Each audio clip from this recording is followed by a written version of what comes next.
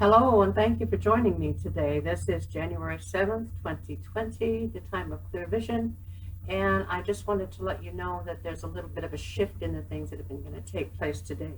I've had a kind of a heavy heart and inability to rest, and anxiousness, and I think that many people are sharing that feeling with me. So what the Council of Wisdom is offering today is just a bit of an opportunity to come through and share with us some insight into what direction the pendulum is currently swinging, and it could be just back and forth with such rapidity that we get caught up in it and don't know how to keep our focus or how to turn our lives to the right direction where we know we're constantly moving and focused and making the best choices for ourselves. When we're surrounded by things that just seem to be disturbing our peace and disturbing our lives and creating threats, and even to the point right now, even greater than possibly in the last decade, the threat of war.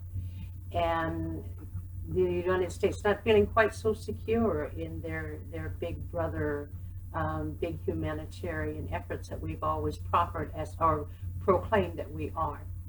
And well, we've really genuinely slipped in our reputation as a world power, still have that power, but maybe some misuses of it, or the incorrect uses of it, or possibly the wrong focus. But all of those things, that you look at them and they become a judgment, and they become a declaration of right or wrong.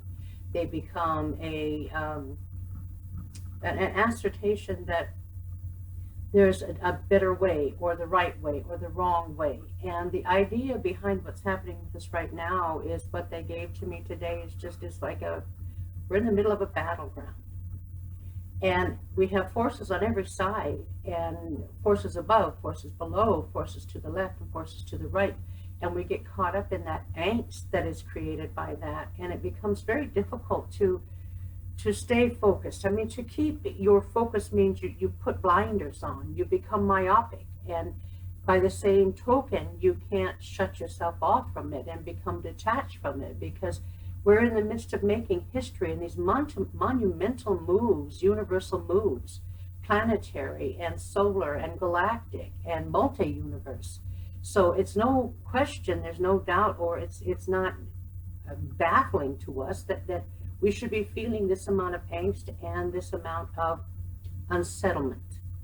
So what the Council of Wisdom comes with the information, as I said, I think in the first session, that they have been through this numerous times before. They've even been through it with our planet, when our planet was destroyed at the Atlantean era, because of their misuse of the power, their misuse of the knowledge and the wisdom and the magic, for lack of a better word, that they were granted, because they had grown and they had elevated their thought, their intellect. And so they were granted certain gifts and certain abilities. And because those abilities and those privileges were not quite enough for them, in a sense of greed or the seeking of power, they misused them.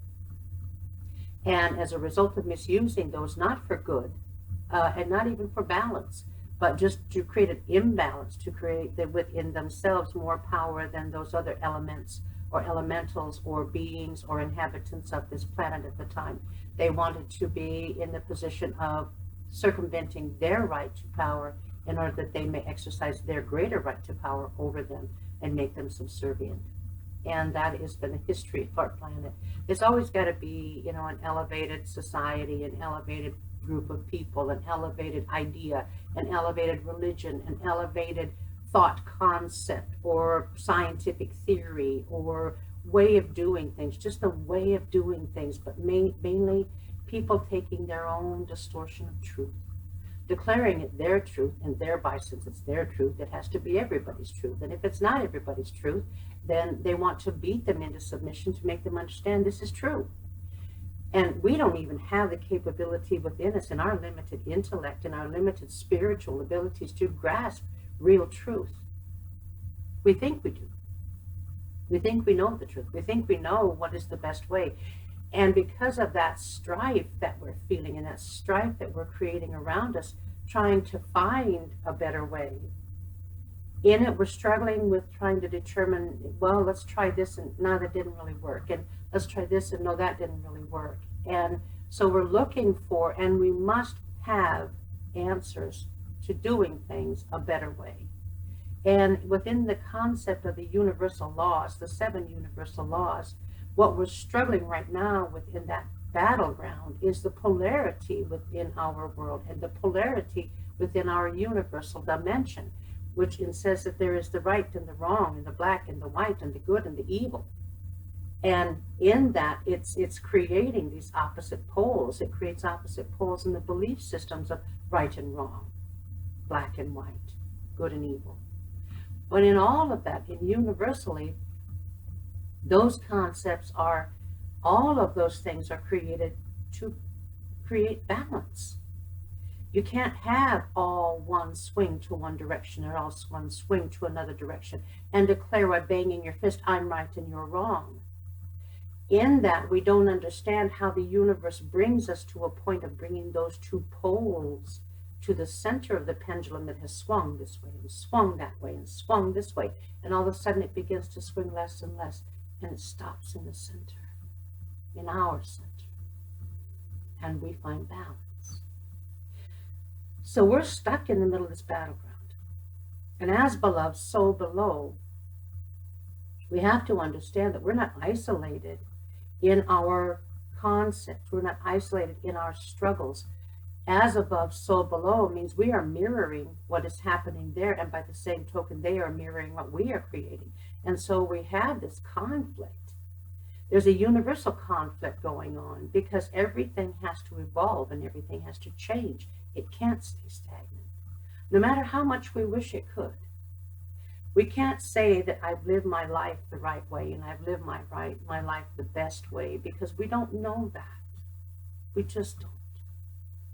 There's a sadness pervading today in me, which just says we have to come to terms with understanding that we don't know what's right and wrong. We don't have the capability yet. We don't have the design yet. We don't have that plan. We don't have that design. The sadness in me comes when the Council of Wisdom says to me, can we give you different ideas? And we reject them because in order to accept a new idea, we have to be willing to admit we've been wrong.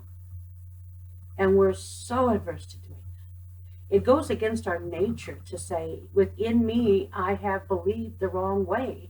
Within me, I have not known a truth that I could say to another person, I'm right and you're wrong. Because we need to think we're right. We need to believe that we have that degree of power over another, that degree of spirit elevation, thought elevation, energetic elevation, vibratory elevation, all of those things that our lives consist of. Everything is energy, everything. So the energies that we put into being right can sometimes take us over here away from the energy that may have helped us find what was right. But we have to admit over here, oh, this is not working. It really isn't working for us, and we've been wrong. And then in humility, you look at anything that is offered and you open your hands and you open your mind to different ideas and say, show me what may be a greater truth than what I have experienced. We as countries, as individuals, as communities, as cities, have to be willing to say, this isn't working, and we need to recognize that. We have to recognize that. And when we recognize it, then can we open our hands to you and lift them and say, can you come in councils, in the angelic realms? Can you come in with the whole heavenly host and say to us, there's some options for you? And we make it so hard, we make it so difficult, when at the same time they're going, we want to make it easy for you. And we're going, well, in that, we have to admit that we've been wrong. And we really thought all this time that we were right, and all of our religions have told us that we were, and we battle over that. We love God, so we fight in his name, and God doesn't love that. So there's a conflict there. There's a tremendous hypocrisy in that, in my opinion, tremendous hypocrisy. And I think if you ask God, does he honor that we fight in his name? Well, it depends on what degree we're fighting, whether or not we are fighting for what we believe is just, if we are fighting for what really is just and fair, with on a plane where everything is fair, on a plane where everything requires balance, and on a plane that does not say, you can't have this because I want it, you can't have that because I deserve it more than you do, I'm more special than you are because of the color of my skin, because of my attitude, because of my belief system, because of my history, because of my religion, because of my might makes right attitude. I can take that from you. I just can't believe with any degree of certainty that God sanctions that. And I think that the sadness pervades us because we're on the cusp of change. We're on the cusp of cleansing. We're on the cusp of leaning into something that is much greater than we have ever believed possible. And in that, when one looks at that possibility and honors that and opens their heart and their mind to something that may be greater than we've ever known before. But no, we go, nah, I don't want that, because what we have is all right because it favors me. If I looked at you and said, because I am a white woman, I deserve more than another woman does. I deserve more than an Iranian or Iraqian woman, an Israeli woman. I deserve more than any other woman that does not have the same skin color that I have and lives in the United States of America, the USA, or a country that is not third world, which can be any of the other European countries that are greater than, better than those in the third world. We have a huge imbalance, and somehow or another we've got to take the pendulum that swung way to one side and then back to the other in a power struggle and find peace within it. As difficult as that may be for us, in our limited minds, in our low intelligence level, and also in our low vibratory frequency, that we cannot conceive of something that's greater than, better than, because we won't let ourselves believe it. And in that, we're not hopeless, but we are kind of a people without hope. And we're beginning to feel it. Those who live in countries where they have opulence, they have plenty, they don't think an awful lot about it because they're in that position where they're not in need of anything. If you look at some of the countries around the world where people live in abject poverty, people live with less than maybe $300 a year as their income, a year. Imagine that. And we can't say, well, it's because they don't need any money in their country because everything's cheap. That's just simply not true. They just go hungry. They don't have water. They don't have the things that sustain life. And we want to just, well, that's maybe because they're not God's chosen like we're God's chosen. And we've always been favored by God more so than them. So, it's not my problem. And the fact is the world is in a mess, and God hasn't created that mess. We have. And I think that the whole angelic realm is trying to point out to us that we're trying, and they understand that. They honor that. They love us. They tremendously love us. And they keep saying to us, we're here for you. In the host, millions of us, millions and billions of angelic hosts who are willing to come in and do whatever we can to help you. If you struggle in your own life, which is a mirror reflection of as above, so below, as without, so within. We can work within. We can work with the individual, the angelic realm says to us. We can help you change that. And anything that is a God law or a universal law of those seven of how things operate in justice and in polarity and in rhythm and in gender. There are universal laws that we cannot change. They're there for a very specific reason. They're not planetary laws. They're universal laws. And when we understand how those universal laws work and we work in compliance with them instead of in resistance of them, and we understand that there is great wisdom, great, unimaginable wisdom that says to you, and says to me and says to every person on this planet, we can show you a better way if you will just open the doors to us and open your eyes and your minds to the concept of the possibility of change, of the possibility of moving towards something greater, lighter, of a higher vibratory frequency that gets you out of the muck and the mire and the old paradigms and the old stuck religious systems and the old pathetic political systems that are broken and corrupt. And if we can show you a way that is fairer for all of mankind, then I don't understand why it is that we can't look up in, with all of the wisdom that we've been granted so far and the privilege that we've been given on this planet, and the opportunity to become better, the opportunity to become a compliant, participatory person, being within that universal plan that's happening, that we can't open up to that in something that is light and something that is better, and somehow or another we ignorantly and sort of pathetically resist that. It's sort of like saying, I want to give you a choice today. We have a table before you, 2 tables before you. This is what the angels would say, and this is what the Council of Wisdom would say. There are 2 tables. Tables are the same, basically. But on this table, you have some fruit that's been sitting there for, maybe a couple of weeks. It hasn't been refrigerated, it hasn't even been properly washed, and it hasn't been taken care of at all.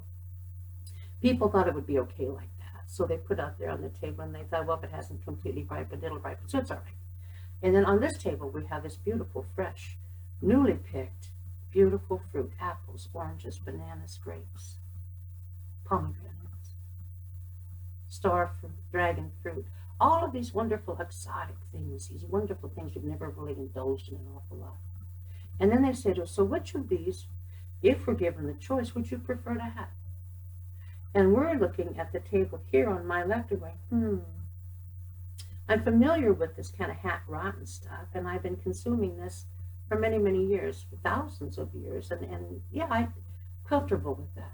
Comfortable. I know what that is. A dragon fruit over here, I don't know what that is. A star fruit, I'm not real familiar with that. No, I don't want that. No, I'd rather stay with this. It's kind of half rotten because I'm comfortable with it. That's in my zone where I know what you're offering me, and I completely understand this because this is what I'm used to. This is what I've known. This is my truth. It's the half rotten. This over here, that may be for somebody else. But, thank you. Thank you so much for the offer. Very gracious, but no, I'm going to eat the half-rotten fruit in this, and we push it away. It doesn't make an awful lot of sense. And the irony in it is that we continue to do it day after day. We have systems that are crying out for renovation. We have systems within our souls, systems within our planet, systems within our universe that are crying out for renovation, renewal, transformation. And somehow or another, there's such resistance in this battleground that we live on that we'd rather eat the rotten fruit than choose a side over here that says, I want to try something different. Honestly, I'm weary over here. Tired of this. My soul is sick, my spirit is sick, and soul sickness is pervasive in our society, and soul sickness is pervasive in many of the lower dimensions that, oh goodness, I can't even imagine. We're on the 3rd, 4th, we're on the 5th, some of us on the 6th dimension in our thought patterns. So what must it be for those who are living on the 2nd and the 3rd? They're losing their minds. They're sick physically. They struggle with an energetic pattern that's constantly bombarding them with the need for change, and someone keeps pushing that table with the fresh fruit on it in front of us, and we're repelling it, and in repelling that, we're finding that we're slipping back. We're slipping back away from those promises. We're slipping back away from the light of God that says there's something so much better than what you currently understand.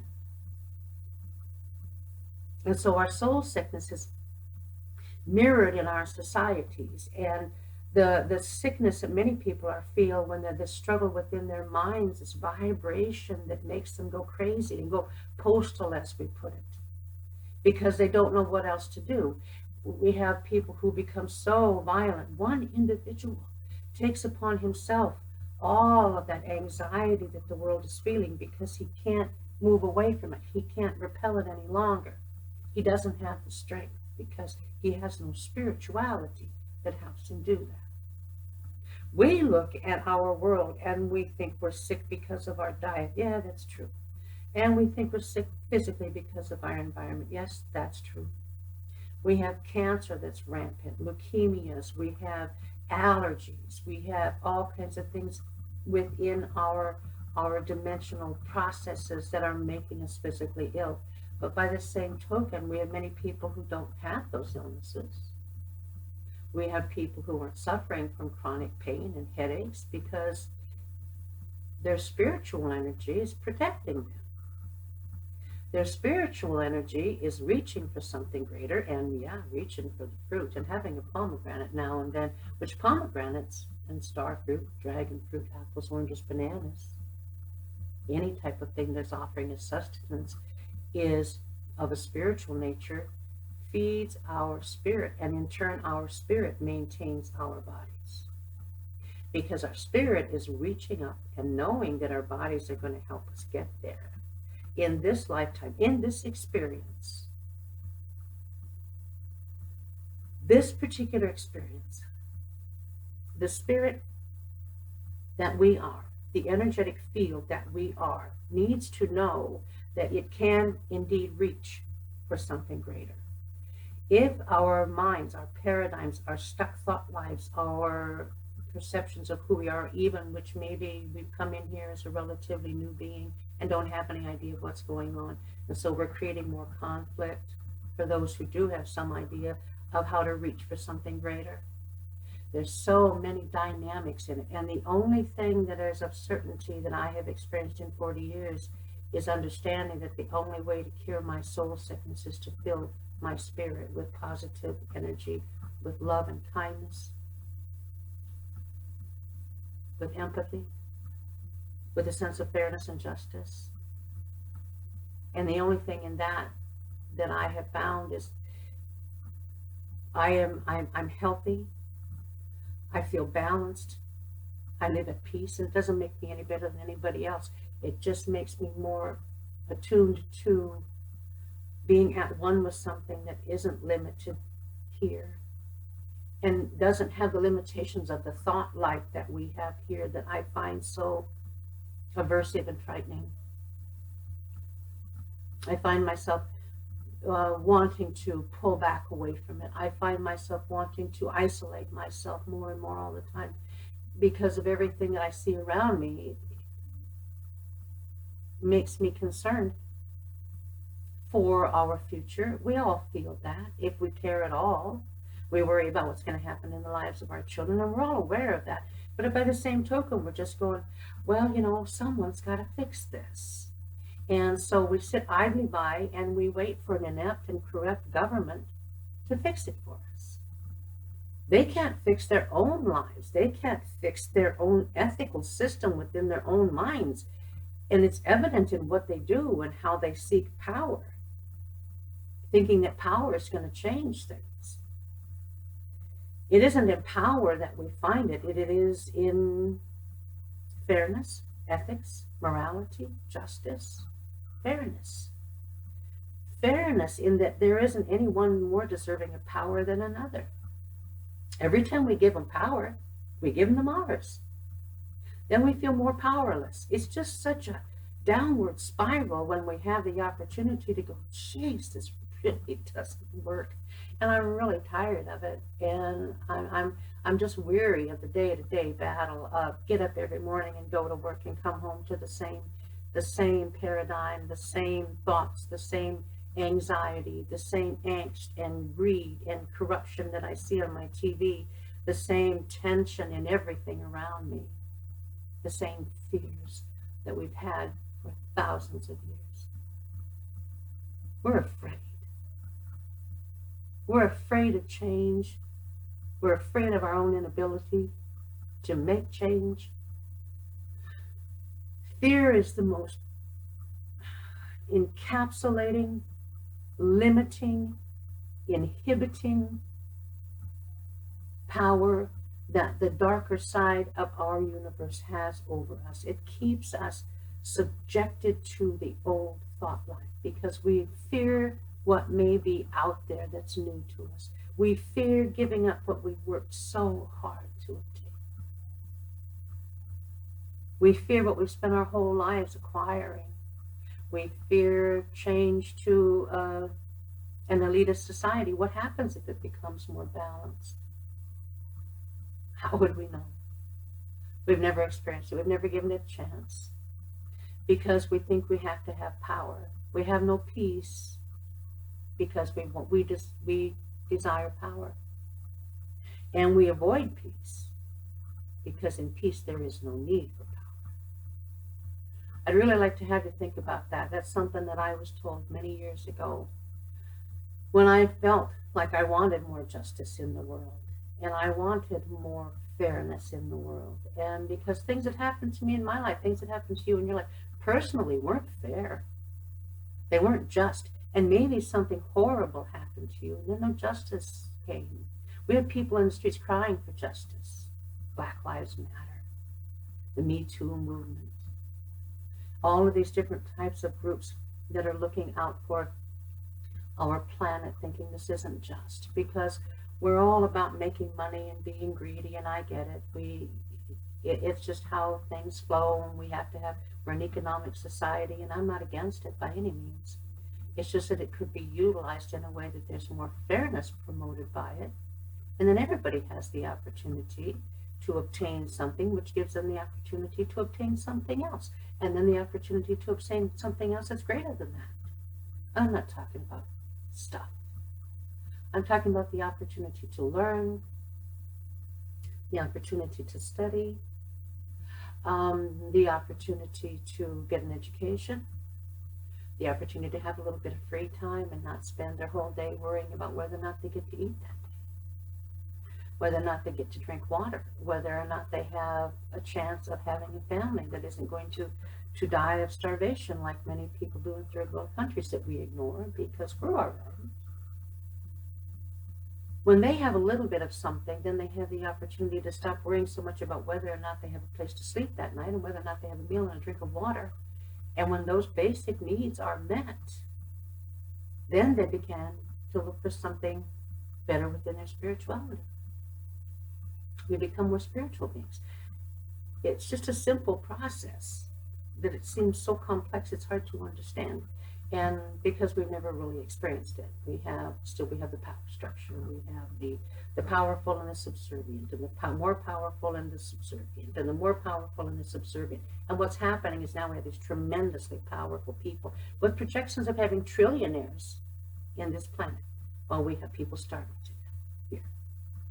Somehow or another, that pendulum has swung way too far to this side. That we have people dying in starvation, children dying of diseases and starvation, when these people have trillions of dollars they couldn't possibly spend. And there's no way on this planet, in this society, that they need trillions of dollars. What could they possibly need it for? If other than anything to say, oh my God, I have been so blessed. That God has seen fit. The universe has seen fit, the energetic patterns have seen fit to give me this so that I can turn around and give back. But we don't know what to do. We hoard our millions and we lord it over everybody that we have millions and billions of dollars. Gives us power, but only for a short while. At the end of that life, that billionaire's life, he leaves it all behind. Then somehow or another, has to explain to his future lives and his existence, and maybe not in judgment, but it's put him from, my goodness, I was up here in this elevated form of thought and pattern and acquisition and maybe understanding some of those things, to being bumped way back down here because I took all of that power and abused it for my own gratification. Now I have to start all over again, figuring all of this out. There's some theories that they've told me about what happens in instances like this, and they're pretty grim for those people who hoard, for those people who abuse power and subject people on the lower financial scale than themselves. All of those imbalances are there, so we have to look at them and we have to understand, oh my God, this is messed up. The only way we're going to look at it is when it gets so messed up that we can't keep avoiding it and keep turning our back on it and keep pretending like it doesn't matter. That's the only way that it's going to change. It has to get so dark and so ugly that we don't have any choice. And at this point, we're on the cusp of that. We're getting there. Further and further toward that, which we should be elevating ourselves, and we're actually spiraling downward through lower thought forms instead of higher ones. There's a group of people, there are people on this planet who see things differently, who have a heart for other people, who don't pretend that they do, who don't pretend that they care about them, while they take everything from them. You see, we just live in a society that somehow or another, I look at it and I just think this is, in my years, thinking this is the worst that I've ever seen in how our society is performing. And we think we're really elevating ourselves. We really think we're really arriving at something greater and more significant. And it's actually, in the estimate of many people, my age possibly, who look at scary situations. They're afraid. They're afraid in this society. And not just because of people who break laws, because people who usually break laws are those people who have been deprived of everything.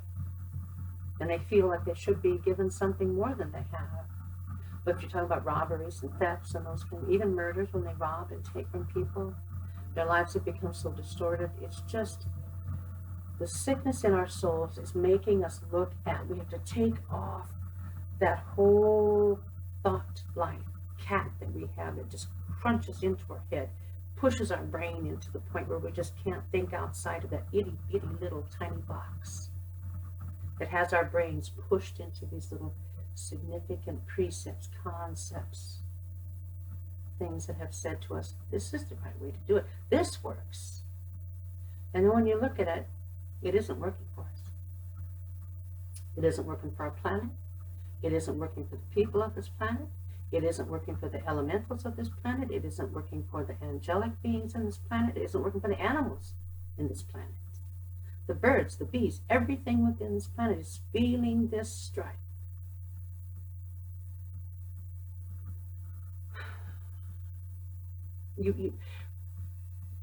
It's not about preaching.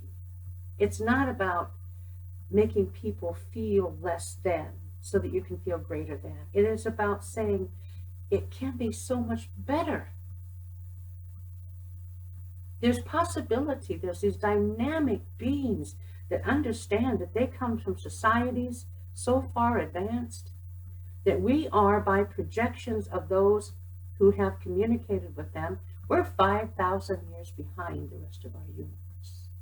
If you imagine what happened in this last century alone, the changes, the internet, the communication level, if you compare it to the year that I was born in 1955, when we were using rotary dial phones and living with party lines on our communication system. Look at the changes since that time to today, 2020. And then imagine what we have missed in 5,000 years if we're really that far behind it, beyond our comprehension. We can't even imagine what we have missed possibly in those 5,000 years that we have lagged behind, given what can happen in 50 years. 50 times 100. What have we missed out on? What is there that is being offered to us? On a table laden with this beautiful fruit and food and sustenance and energetic power that increases our energetic patterns, our fields of energy, and gives us sustenance that is energetic versus consumption and shoving stuff in our mouths all the time.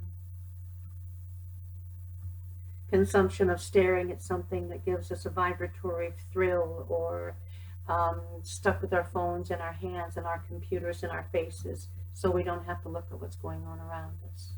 Or looking at the ugliness of it and thinking, oh my God, never for the grace of God go I, so I must really be blessed. And that just isn't how it's supposed to be perceived. It's supposed to be a reminder to us.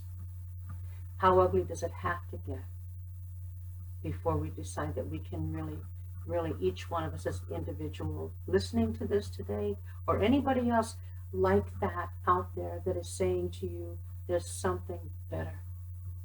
If you're depressed, if you're sad, then uplift your spirit and let that spiritual energy, which is what you are, you're not matter, you're not flesh and bone, your spiritual energy. It's an energetic pattern. If I said to you that you could take a frequency, your energy is doing this, and you're just sort of limping by day after day after day, and you're struggling, you try to lift yourself up, and your frequency comes up a little bit,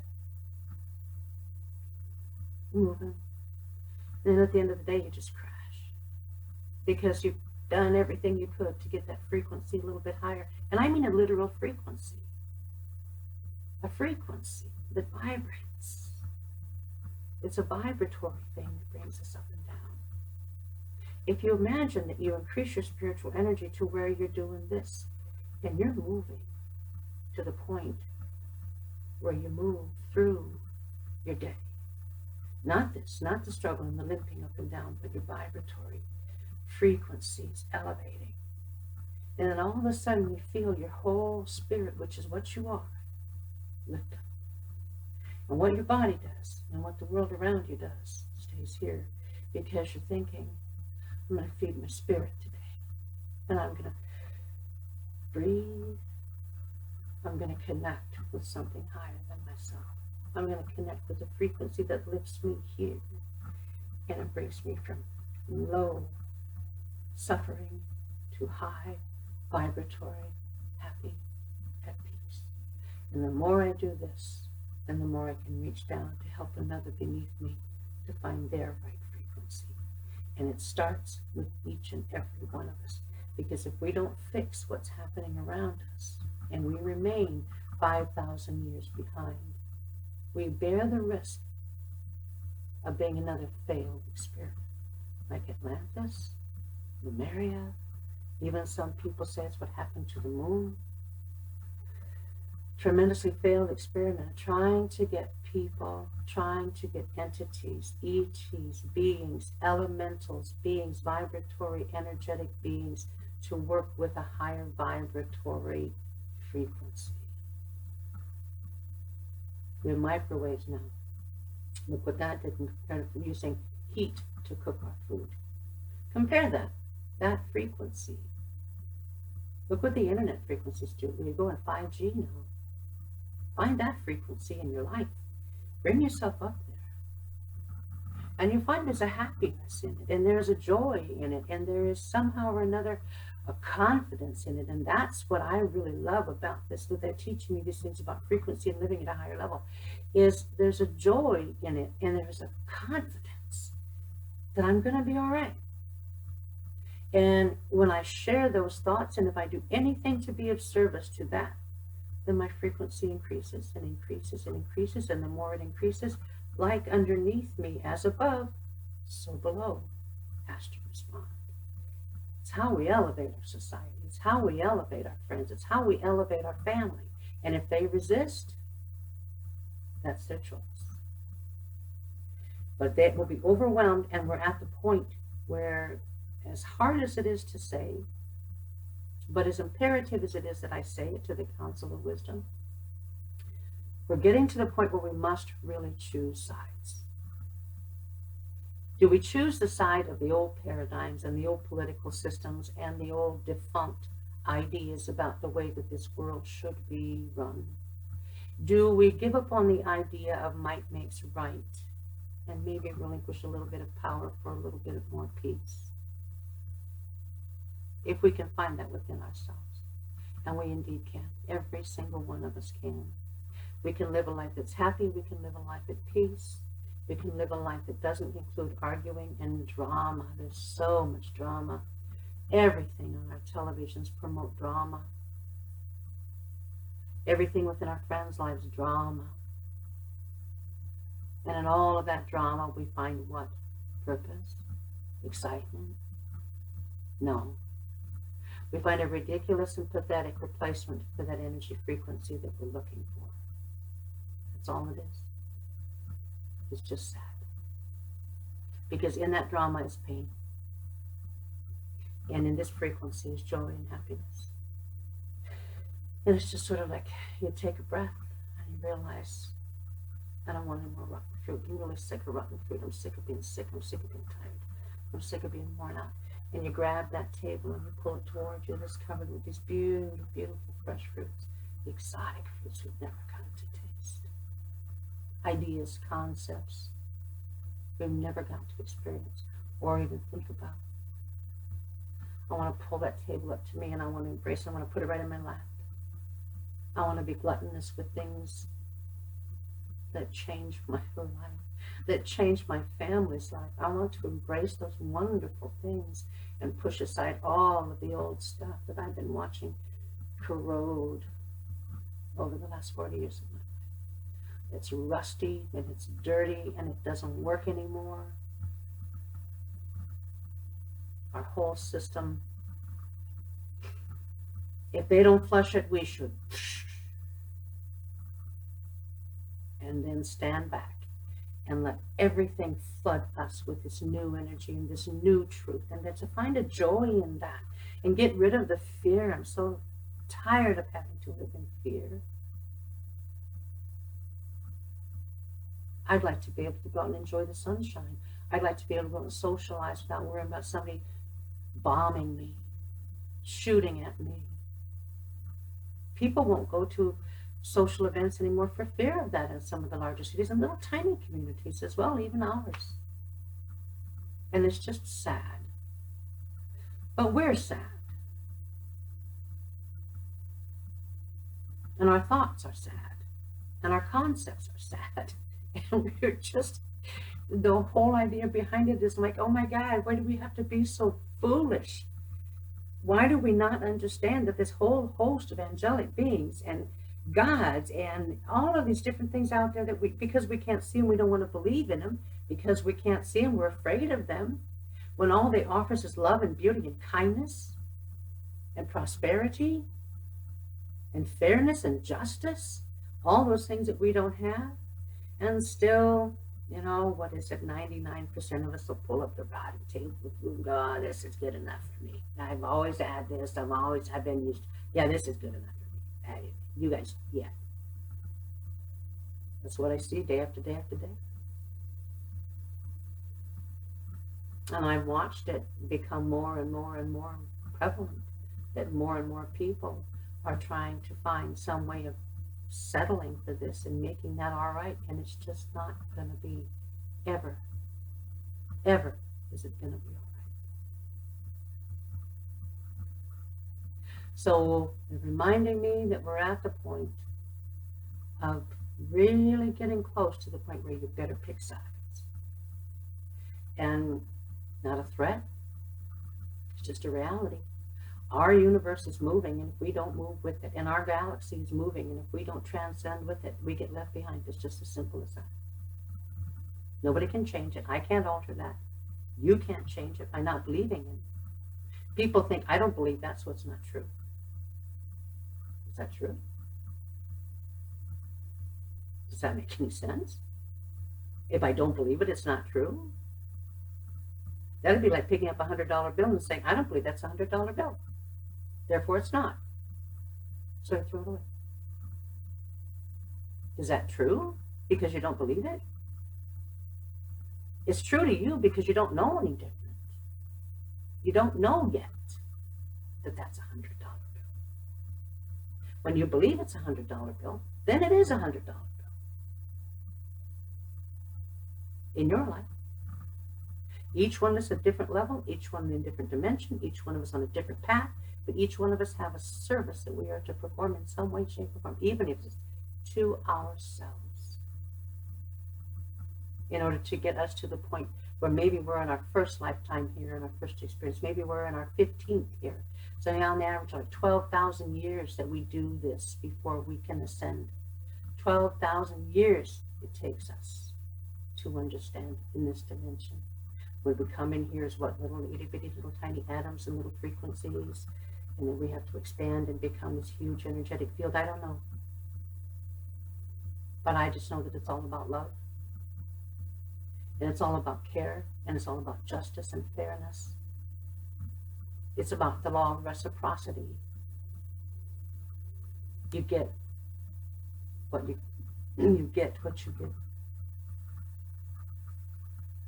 It's karma. And we need to change that karma. We need to begin to give more so that we can receive more. And we all think it's money. And it's about peace of mind, and it's about love, and it's about fairness and justice, and it's about a better world and a new world and a new universe that we don't even have any comprehension of. But I really love to dream about it, and it's about its possibilities, and it's beautiful. Because this is a beautiful world. Try to imagine how much better it could be. Try to imagine how good it could possibly get. Imagine that, and then believe that.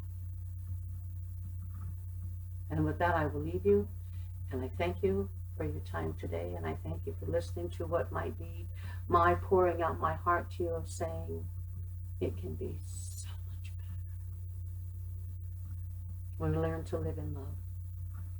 Remember, you are loved, and if you are suffering in any way, shape, or form, there is a whole host of angels and your guides and your guardian angel who are right there with you to protect you, to ease your pain, to help you understand your physical abilities, disabilities, illnesses, your desires, your fears. All you have to do is ask. And it's so easy. And with that, I will say goodbye to you, and I love you, and God bless you and your families. And continue in this month of January, cleansing your thoughts, thinking differently, raising your thought life up on a different plane, and being open to change and saying, oh, all right, I'm willing to admit I've been wrong, and you just show me what is right for me. With that, I love you, and I will see you next week.